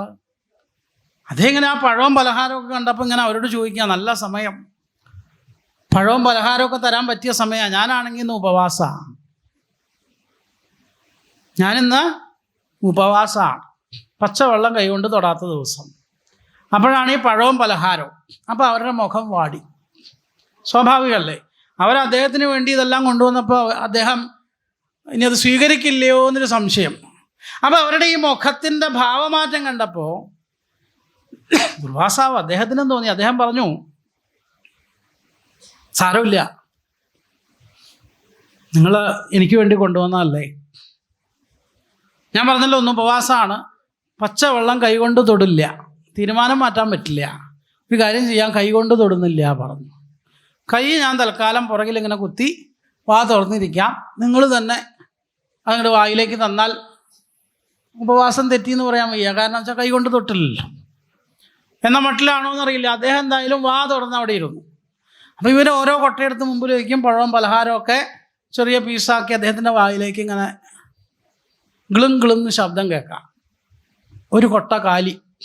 ആ കൊട്ട മാറ്റി വെച്ചു, അടുത്ത കൊട്ട എടുത്തു. അതിലുള്ളത് മുഴുവൻ അടുത്ത കൊട്ട എടുത്തു, അതും തീർന്നു. ഇവരിങ്ങനെ നോക്കുക, ഇതെങ്ങടാ പോണേ മനസ്സിലാവണില്ല. ഇവർ കൊണ്ടുവന്ന കൊട്ടകൾ മുഴുവൻ കാലി.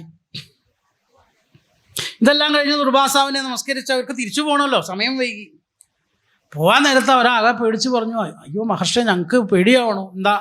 യമുനാ നദിക്ക് നല്ല ഒഴുക്കാണ്, അക്കരയ്ക്ക് കിടക്കണ്ടേ? അപ്പം അദ്ദേഹം ചോദിച്ചു, നിങ്ങളല്ലേ ഇപ്പോൾ ഇക്കരയ്ക്ക് വന്നത്? ഇക്കരയ്ക്ക് വന്നവർക്ക് അക്കരയ്ക്ക് പോകാറിഞ്ഞൂടെ? അപ്പം അവർ പറഞ്ഞു, അതിന് ഞങ്ങൾക്ക് കൃഷ്ണനൊരു സൂത്രം പറഞ്ഞു തന്നിരുന്നു ഇക്കരയ്ക്ക് വരാൻ. എന്താ? ഒരു പാസ്വേഡ് തന്നിരുന്നു എന്നാണ്. യമുനാ തീരത്ത് വന്ന് ആ പാസ്വേഡ് പറഞ്ഞാൽ യമുനാ നദി വഴി തരും. പക്ഷെ അത് OTP-ആണ്, ഒരു തവണയും ഉപയോഗിക്കാൻ പറ്റും. അങ്ങനൊരു പാസ്വേഡില്ലേ? OTP പറഞ്ഞ് നമ്മുടെ മൊബൈലിലൊക്കെ ഇടയ്ക്ക് വരും, ബാങ്കൊക്കെ ബന്ധപ്പെട്ടിട്ടാണ് അത് വരിക. ചിലർ വിളിച്ച് ചോദിക്കും, ഇപ്പോൾ ഒരു നമ്പർ വന്നില്ല, ഒന്ന് പറഞ്ഞു തരൂ. അതെയോ, ഇപ്പം തന്നെ പറഞ്ഞു തരാട്ടോ. 3274 കിണി കിണീന്ന് ശബ്ദം, അക്കൗണ്ടിൽ നിന്ന് പൈസ പോയ ശബ്ദം. അങ്ങനെയൊന്നും ആർക്കും പറഞ്ഞു കൊടുക്കരുത്. എന്ത്? ഇവർ പറഞ്ഞു, ഞങ്ങൾക്ക് ഒരു തവണ അത് ഉപയോഗിക്കാൻ അനുവാദമുള്ളൂ, 1 ടൈം പാസ്വേഡാണ് കൃഷ്ണൻ പറഞ്ഞു തന്നത്. അതുകൊണ്ട് ഇക്കരയ്ക്ക് വരാൻ ഞങ്ങൾക്ക് അതുകൊണ്ട് പ്രയോജനപ്പെട്ടു. പക്ഷെ അക്കരയ്ക്ക് പോകാൻ ഇനി എന്താ വഴിയെന്ന് അറിഞ്ഞുകൂടാ. അങ്ങ് OTP പറഞ്ഞു തരുന്നാ പറഞ്ഞു. ദുർവാസാവോ? ഞാനോ? OTP-യോ? ആട്ടെ, നിങ്ങൾ ഇങ്ങോട്ട് വന്നപ്പോൾ ഉപയോഗിച്ച OTP എന്താ ചോദിച്ചു. അപ്പം അവർ പറഞ്ഞു, ഇങ്ങനെ പറഞ്ഞാൽ മതി എന്നാ കൃഷ്ണൻ പറഞ്ഞു. ഞങ്ങളുടെ കൃഷ്ണൻ നിത്യ ബ്രഹ്മചാരി എങ്കിൽ ഹേ യമുനെ ഞങ്ങൾക്ക് വഴി തരൂ. ഇതാണ് ഞങ്ങൾ ഇങ്ങോട്ട് വന്നപ്പോൾ ഉപയോഗിച്ചത്. ഉടനെ ദുർവാസാവ് പറഞ്ഞു, അങ്ങനെയെങ്കിൽ തിരിച്ചു പോകാനുള്ള OTP എഴുതിയെടുത്തോളൂ. ഇന്നത്തെ ദിവസം ദുർവാസാവ് ഒന്നും കഴിച്ചിട്ടില്ലെങ്കിൽ, പൂർണ്ണ ഉപവാസത്തിലെങ്കിൽ ഹേ യമുനെ വഴി തരൂ എന്നാണ്. ഇവരതേപോലെ പറഞ്ഞ് അക്കരയ്ക്കും കടന്നു. ഇത് കഴിഞ്ഞ് കൃഷ്ണനെ കണ്ടപ്പോൾ അവർ പറഞ്ഞു, കൃഷ്ണൻ നുണ പറയും, ഞങ്ങൾക്ക് അത്ഭുതമൊന്നുമില്ല, നുണ പറഞ്ഞില്ലെങ്കിലേ അത്ഭുതമുള്ളൂ. പക്ഷേ ആ മഹർഷി ഒന്നുമില്ലെങ്കിൽ ഇത്രയും താടിയില്ലേ അദ്ദേഹത്തിന്? എന്തൊരു കളവാ പറയണത്. ഞങ്ങൾ കൊണ്ടുവന്ന പഴവും പലഹാരമൊക്കെ ഒറ്റ ഇരിപ്പിനകത്താക്കിയെന്ന് മാത്രമല്ല, ഉപവാസ. ഇങ്ങനെ ഉപവാസം. എന്നാലും ഇങ്ങനെയൊക്കെ കളവ് പറയാമോ? ഞങ്ങളല്ലേ വായിലേക്ക് ഓരോ കഷ്ണങ്ങളായിട്ട് അത് കിളുന്ന് ശബ്ദവും കേട്ടു, എന്നിട്ട് പറയാം ഒന്നും കഴിച്ചിട്ടില്ല. നുണയല്ലേ ചോദിച്ചാൽ നമ്മുടെ നോട്ടത്തിൽ നുണയായിരിക്കാം, പക്ഷെ ദുർവാസാവും നുണ പറഞ്ഞിട്ടില്ല എന്നാണ്. അതങ്ങനെ ശരിയാവും? അദ്ദേഹം പറഞ്ഞ കളവല്ല. അദ്ദേഹം കഴിച്ചിട്ടില്ല എന്ന് പറഞ്ഞാൽ കഴിച്ചിട്ടില്ല. അത് സാധാരണക്കാരെ പോലെ അല്ലാത്തത് കൊണ്ടാണ്. പിന്നെ സാധാരണ രീതിയിൽ തന്നെ ചിന്തിച്ചാൽ നമുക്ക് മനസ്സിലാവും. ഇപ്പം നമ്മളൊരു കാര്യം ചെയ്തു എന്ന് പറയുന്നത് എപ്പോഴാണ്? ചെയ്തതുകൊണ്ട് മാത്രമായി. ഇപ്പം ഭാഗവതം കേട്ടു എന്ന് നമ്മൾ പറയാം. ഇപ്പം ഇരിക്കുന്ന എല്ലാവരും ഭാഗവതം കേൾക്കുന്നു എന്നുള്ള തെറ്റിദ്ധാരണയൊന്നും എനിക്കില്ല. ചെല്ലിരിക്കണമെന്ന് മാത്രമേ ഉള്ളൂ. ചെല്ലു കഴിഞ്ഞാലും എഴുന്നേറ്റ് പോകില്ല, എങ്ങനെ ഇരിക്കും. എന്താ കഴിഞ്ഞു ഒന്നത് പറയണ്ട, ഇനി കഴിഞ്ഞു എന്ന് പ്രത്യേകിച്ച് പറയണം. അപ്പം ഇവിടെ ഇരുന്നു എന്നുള്ളത് കൊണ്ട് ഇപ്പം ഭാഗവതം കേട്ടു എന്നർത്ഥമുണ്ടോ? ഈ ശബ്ദം നമ്മുടെ ചെവിയിൽ വന്ന് അലച്ചു എന്ന് വിചാരിച്ച് ഭാഗവതം കേട്ടു എന്നർത്ഥമുണ്ടോ? ഭാഗവതം കേട്ടു എന്ന് പറഞ്ഞാൽ നമ്മുടെ ഇന്ദ്രിയം മാത്രം പോരാ, മനസ്സുകൂടി അവിടെ ഉണ്ടെങ്കിലേ നമ്മൾ കേട്ടു പറയാൻ പറ്റൂ, ഇല്ലെങ്കിൽ കേട്ടു പറയാൻ പറ്റൂ. അപ്പം നമ്മൾ ഏത് പ്രവൃത്തി ചെയ്യുമ്പോഴും അത് ചെയ്തു എന്ന് പൂർണ്ണമായി സത്യമായി പറയണമെങ്കിൽ എന്തുകൂടി വേണം? മനസ്സ് അതോടൊപ്പം ഉണ്ടാവണം. ചെയ്തില്ല എന്ന് പറയുമ്പോഴും അതല്ലേ പ്രധാനപ്പം. ഞാൻ കഴിച്ചില്ല എന്ന് പറഞ്ഞാൽ കഴിക്കുന്ന സമയത്ത് അദ്ദേഹം അതിൻ്റെ മനസ്സുകൊണ്ട് ഇതിനെയൊക്കെ ജയിച്ചയാളാ ദുർവാസാവ്. അതുകൊണ്ട് അദ്ദേഹത്തിന് പറ്റണത്. സ്വാദ് പോലും അദ്ദേഹം അറിഞ്ഞിട്ടില്ല. അങ്ങനെയൊക്കെ സാധിക്കുമോ നമുക്ക് തോന്നാം, പറ്റുന്നവരുണ്ട്. ചൈതന്യ മഹാപ്രഭു എന്ന് വലിയൊരു ഭക്തൻ, അദ്ദേഹത്തിൻ്റെ നാവിൽ കൽക്കണ്ടത്തിൻ്റെ ഒരു കഷ്ണം കൊണ്ടുവച്ചിട്ട് അത് അലിഞ്ഞില്ല എന്നാണ്. കേൾക്കുമ്പോൾ തന്നെ നമ്മുടെ വായിൽ ഇറക്കിയിട്ടാ പറയാൻ. ഇന്ന് സദ്യക്കൊക്കെ പോയി എന്ന് കേട്ടാൽ തന്നെ ആളുകൾ ചോദിക്കാം, അത് കല്യാണത്തിന് പോയതല്ല, എന്തായിരുന്നു പായസം? വെറുതെ ഒരു സുഖം, പാലട ഇപ്പം വെള്ളം ഇറക്കി, കേൾക്കുമ്പോൾ ഒരു സുഖം, ഒരു കഴിച്ച പ്രതീതി. അത്രയ്ക്കേ ഉള്ളൂ നമ്മുടെ മനോനിയന്ത്രണം എന്നിരിക്കെ നാവിൽ വെച്ചിട്ട് അലിയുന്നില്ല എന്ന് പറഞ്ഞാൽ വിശ്വസിക്കാൻ പറ്റുമോ? അങ്ങനെയുള്ളവരുണ്ട്. ദുർവാസാവിന് പറയാൻ ഞാൻ കഴിച്ചിട്ടില്ല. അത് കണ്ടുകൊണ്ട് നമ്മൾ വയറ് നിറയെ കഴിച്ച് ഉപവാസം എന്ന് പറഞ്ഞാൽ അത് ഉപവാസമൊന്നും ആവില്ല. അത് അദ്ദേഹത്തിൻ്റെ തലവും നമ്മുടെ ഒരു നിലയും തമ്മിലുള്ള വ്യത്യാസമാണ്. അപ്പം നമ്മളും ചിലപ്പോൾ പതിവില്ലേ, ഇപ്പോൾ ചില ഏകാദശിയൊക്കെ നമ്മൾ നോക്കാറില്ലേ, ചിലപ്പോൾ ഉപവാസം എന്നൊക്കെ പറഞ്ഞാൽ അപൂർവം. പിന്നെ അതൊരു പ്രസ്റ്റീജൊക്കെ ആയതുകൊണ്ട് ചിലർ കൂടുതൽ ആൾക്കാർ ഇപ്പോൾ നോക്കാൻ തുടങ്ങിയിട്ടുണ്ട്. അപ്പോൾ ഈ സോഷ്യൽ മീഡിയ ഒക്കെ വന്നേ പിന്നെ ഇപ്പോൾ ഏകാദശി എന്നൊക്കെ പറഞ്ഞ് പരസ്യം വരുന്നുണ്ടല്ലോ, അപ്പോൾ പിന്നെ കുറച്ച് കൂടുതൽ ആളുകൾ ഇപ്പോൾ അതൊക്കെ നോക്കാൻ തുടങ്ങി. ഗുരുവായൂർ ഏകാദശി അതുപോലെയുള്ള പ്രത്യേക ഏകാദശി ദിവസങ്ങൾ നമ്മുടെ ഏകാദശിയൊക്കെ ഒരു തരത്തിൽ സുഖമാട്ടോ. ആദ്യമായിട്ട് ഒരാൾ ഏകാദശി നോറ്റു അത്രേ, ഇന്നും ഏകാദശിയായിരുന്നെങ്കിൽ അയാൾ ഇത്രയും സുഖമെന്ന് അറിഞ്ഞില്ല. 4 നേരം മൃഷ്ടാന്നം ഭോജനം, ചോറുണ്ട് മടുത്തിരിക്കുക, അപ്പോഴാ ചപ്പാത്തി കറി ഇങ്ങനെ മാറി മാറി വരും. ഇങ്ങനെയാണെങ്കിൽ എന്നും ഏകാദശിയായിരുന്നെങ്കിൽ അയാൾ കൊതിച്ചതിലിപ്പോൾ എന്താ അത്ഭുതം. അപ്പം അങ്ങനെയല്ല, നമ്മളിപ്പോൾ അങ്ങനെയാ പതിവെന്നേ ഉള്ളൂ. നമ്മൾ ഭാഗവതത്തിൽ തന്നെ ഉണ്ടല്ലോ, ഇതിനൊക്കെ പ്രമാണങ്ങൾ ഭാഗവതം തന്നെയുണ്ട്. അംബരീഷൻ്റെ കഥയുണ്ട് നവമസ്കന്ധത്തിൽ. അദ്ദേഹം എങ്ങനെയായിരുന്നു? ദശമി നാളിൽ 1 നേരം മാത്രം കഴിക്കും. ഏകാദശി പൂർണ്ണ ഉപവാസമാണ്, ഒന്നും കഴിക്കില്ല. ദ്വാദശി നാളിൽ അത് അവസാനിപ്പിക്കും. ഒന്നും കഴിക്കില്ല എന്നുള്ളത് മാത്രമല്ല, ആ സമയം കൂടി ഈശ്വരനെ ഉപാസിക്കുക. അതാണ് കഴിക്കാതിരിക്കുകയാണ് ശരിക്കും ഉപവാസം. ഏകാദശി ഉപവസിക്കുക എന്ന് വെച്ച് കഴിഞ്ഞാൽ ഒന്നും കഴിക്കാതിരിക്കുക എന്നുള്ളത് തന്നെയാണ് ശരി. അങ്ങനെ എല്ലാവർക്കും പറ്റില്ല. അതുകൊണ്ട് എന്തെങ്കിലും ചെറുതായിട്ട് കഴിച്ചു എന്ന് കാണിക്കുക, അല്ലെങ്കിൽ അത് തന്നെയാവുമല്ലോ വിചാരം. ഈശ്വര വിചാരം മാത്രം ഉണ്ടാവില്ല. നേരത്തെ പറഞ്ഞല്ലോ മനോനിയന്ത്രണം എന്ന്. നമ്മൾ ഏകാദശി ദിവസം ഭക്ഷണം കഴിക്കേണ്ട എന്ന് പറയുന്നത് ആ സമയം കൂടി ഈശ്വരനെ ചിന്തിക്കാമല്ലോ എന്നാണ്. ബലമായിട്ടിരുന്ന് അങ്ങനെ പറ്റുമോ? അടുത്ത ഏകാദശിക്ക് ഞാനൊന്നും കഴിക്കില്ല എന്ന് ഇയാൾ നിശ്ചയിച്ചു. വാശിക്ക് ഒന്നും കഴിക്കില്ല. നീയല്ലേ കാണണം ഇയാൾ, നമുക്ക് നോക്കാം. ഇങ്ങനെയൊക്കെ ഏകാദശി നോറ്റാൽ എത്രത്തോളം ഉണ്ടാവും അറിയാമല്ലോ. പറ്റുമായിരിക്കും, ബലമായിട്ട് പിടിച്ചൊക്കെ നിൽക്കാൻ പറ്റും, ഒന്നും കഴിക്കില്ല. പക്ഷേ വിചാരം എന്തായിരിക്കും? രാവിലെ മുതൽ ഇയാൾക്ക് തന്നെ വിചാരം, ഇന്ന് ഏകാദശി, ഒന്നും കഴിക്കാൻ പറ്റില്ലല്ലോ, ഒന്നും കഴിക്കാൻ പറ്റില്ലല്ലോ. അവസാനം എന്തായി? ഇയാളെ ഏകാദശി നോക്കണ കാരണം ബാക്കിയുള്ളവർക്കൊന്നും കഴിക്കാൻ പറ്റുന്നില്ല. ഇയാൾ അടുത്ത് വന്നിരുന്ന് വെള്ളം ഇറക്കും. പാവം, ഈ ഏകാദശി നോറ്റവൻ്റെ ഫലം മറ്റേയാൾക്കാണ് കിട്ടിയത്. അവൻ്റെ വയറ് കേടായി, 4 ദിവസം ഹോസ്പിറ്റലിൽ ട്രിപ്പ് ഇട്ട് കിടക്കും. ഡോക്ടർക്ക് മനസ്സിലാവണില്ല എന്താ പറ്റിയത്, ഭക്ഷണത്തിൻ്റെ. അവൻ ഏകാദശി നോറ്റതാന്ന് ഡോക്ടറോട് പറയാൻ പറ്റും. ഇയാളുടെ കൊതി കിട്ടിയതാ. അങ്ങനെ മറ്റുള്ളവരെ ദ്രോഹിക്കാൻ വേണ്ടി നോക്കേണ്ട ആവശ്യമില്ല. അപ്പോൾ പിന്നെ എന്ത് വേണം? അപ്പോൾ നമുക്ക് എന്തെങ്കിലുമൊക്കെ കഴിക്കുക ഭേദം, അതുകൊണ്ട് എന്തെങ്കിലുമൊക്കെ കഴിച്ചോളൂ എന്നാണ് ശരിക്കും വേണ്ടത്. കഴിക്കാതിരിക്കുക, പക്ഷെ പെട്ടെന്ന് പറ്റില്ല. അപ്പോൾ നമ്മളെന്ത് വേണം? നിയന്ത്രിക്കാൻ പറ്റും.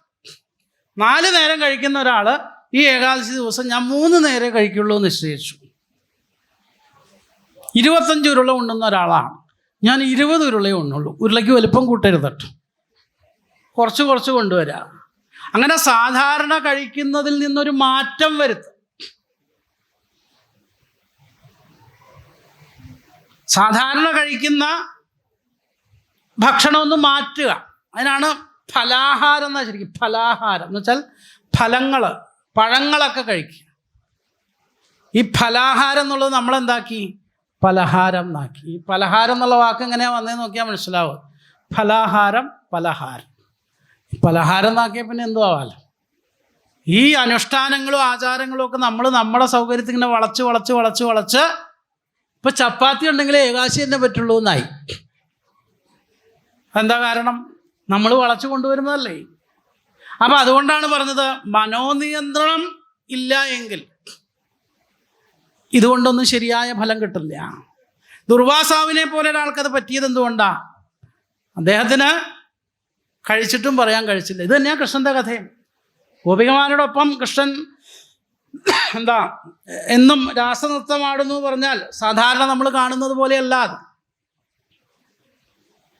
കൃഷ്ണൻ നിത്യബ്രഹ്മചാരിയാണ് എന്നാണ്. ഭഗവാൻ നിത്യബ്രഹ്മചാരിയാണ്, അതാണ് കൃഷ്ണൻ്റെ മഹിമ. അപ്പം അങ്ങനെയുള്ള അവതാര പുരുഷന്മാരെയൊന്നും നമുക്ക് എളുപ്പത്തിൽ മുഴുവനായിട്ടൊന്നും മനസ്സിലാവില്ല. പക്ഷേ ഭഗവത് കഥകളെയൊക്കെ ഇങ്ങനെ കേട്ട് കേട്ട് കേട്ട് വരുമ്പോൾ കുറച്ചെന്തെങ്കിലുമൊക്കെ മനസ്സിലായാൽ അത് തന്നെ വലിയ അറിവാണല്ലോ. ചെറുതായിട്ട് മനസ്സിലായാൽ മതി, അത് തന്നെ വലിയ അറിവാണ്. ആ അറിവാണ് ഭാഗവതം നമുക്ക് തരണം. ഭാഗവതം എന്നത് വലിയൊരു ഭഗവാനാണെന്ന് സങ്കല്പിച്ചാൽ മതി. എല്ലാ അവതാരങ്ങളെയും ചേർത്ത് വെച്ച്, വിരാട് സ്വരൂപം എന്ന് വെച്ചാൽ അങ്ങനെയാണ്, എല്ലാം ചേർത്ത് വലിയൊരു രൂപം. അതുതന്നെയാണ് ഭഗവാന്റെ വാങ്മയ രൂപം. അങ്ങനെയുള്ള ആ ഭഗവത് സ്വരൂപിയായ ഭാഗവതത്തെയാണ് നമ്മളിതാ പല പല ആചാര്യന്മാരിലൂടെ നാമ മാഹാത്മ്യത്തെ കഥകളിലൂടെയൊക്കെ കേൾക്കുന്നത്.